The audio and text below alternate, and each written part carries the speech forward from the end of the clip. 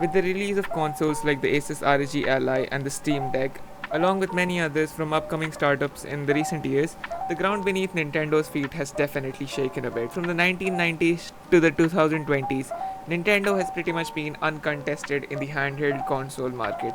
For almost 30 years, no other company came even remotely close to ever posing any significant threat to Nintendo's dominance. All except one. That was back in 2004 when Sony released the PlayStation Portable. The PlayStation Portable, or the PSP for short, was released between December 2004 to September 2005 across the globe. It was mainly a competitor to the Nintendo's DS, which was released just a month prior to the PSP's initial launch. And in all fairness, it blew out the DS in almost all aspects and then some. The MIPS R4000 chip inside the PSP ran at a comfortable 333 MHz. Compared to the 64 MHz ARM9 chip inside the DS, this was a behemoth. The PSP had 8 times the RAM, 5 times the processing power, and twice the pixels.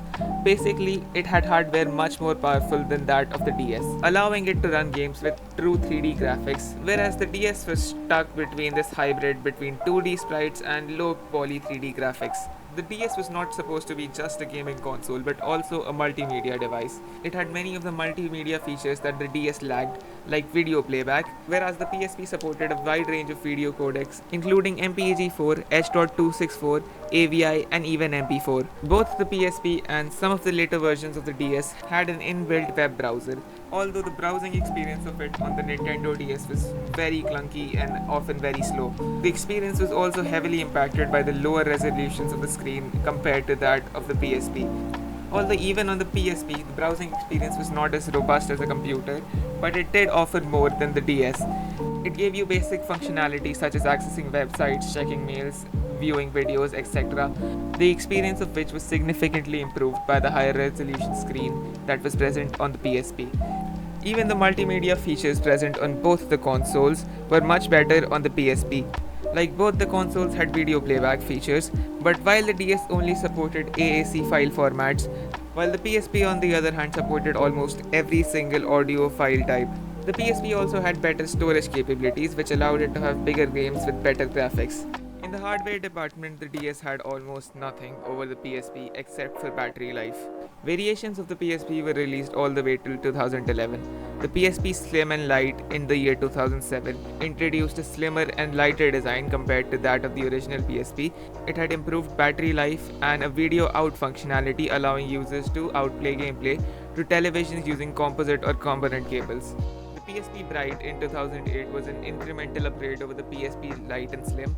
It had an improved LCD screen with better color reproduction and had an integrated microphone for certain games and applications. This also improved the multimedia aspect of the console. The PSP Go in 2009 had a very different design from the original PSP, having a sliding mechanism to reveal the controls. It had a smaller form factor and it also had 16GB of internal flash memory for game storage. The last version of the PSP was released in 2011, being the PSP Street.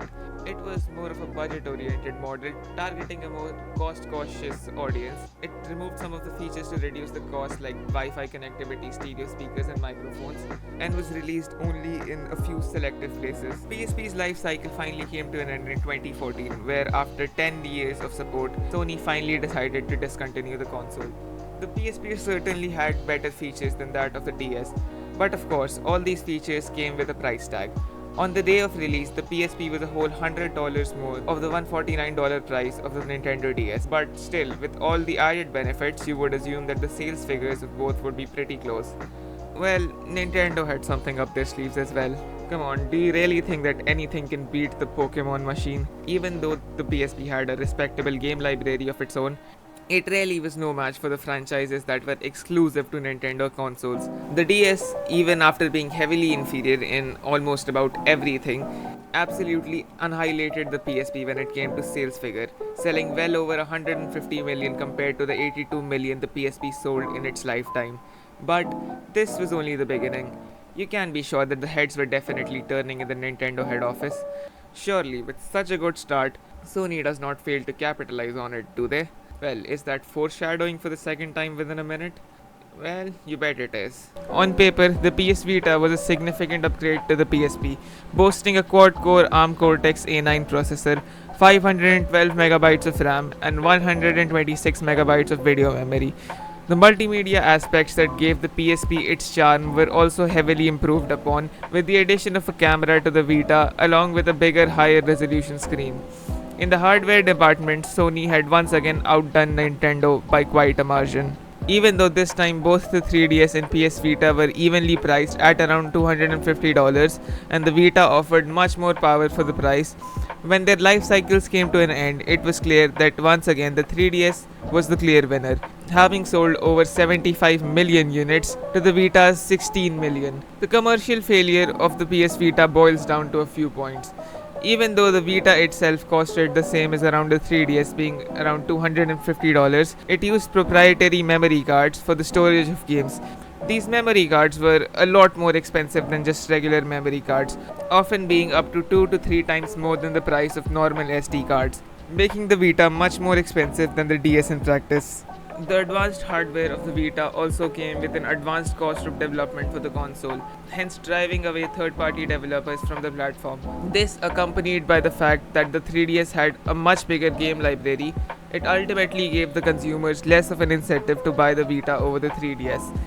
The PS Vita was also very much ignored by Sony themselves, as there was more focus being put towards the PS4. Sony's own studios were much more committed towards the PS4 than the PS Vita, ultimately resulting in less games on the console and contributing towards its eventual failure. The support for the PS Vita ended after a painful 10 years in mid 2021. Since the Vita, Sony has seemingly exited the handheld market, focusing solely on their home consoles. There was the PS Portal that was released last year, but I won't really talk about that in this video because, realistically speaking, it isn't a console but rather an accessory to the PS5, and neither is it really competing with anything. Putting it up against the Switch wouldn't even be really a fair fight. As of today, it looks unlikely that Sony would be returning to the handheld market anytime soon.